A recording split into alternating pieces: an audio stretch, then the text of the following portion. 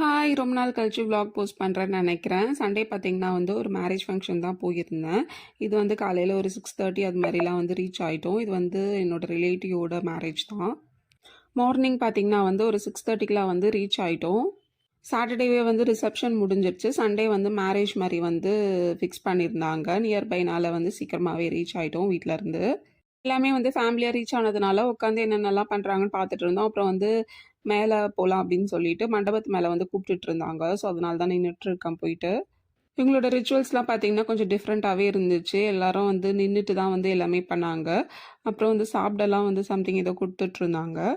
அந்த கல்யாணம் பண்ற ஃப்ரண்ட் ஏரியா பார்த்தீங்கன்னா வந்து இந்த மாரி பூலாம் போட்டு நல்லா வந்து டெக்கரேஷன்ஸ்லாம் வந்து சூப்பராவே பண்ணியிருந்தாங்க. அதனால பூவே வந்து எல்லாமே வந்து மறைச்சுக்கிச்சு. பொண்ணு, பையன் ஃபேஸ்லாம் வந்து சரியாவே தெரியல. இது மாரி லைட்டா விளக்கிட்டு தான் வந்து பார்த்துட்டு இருந்தோம் நாங்களே.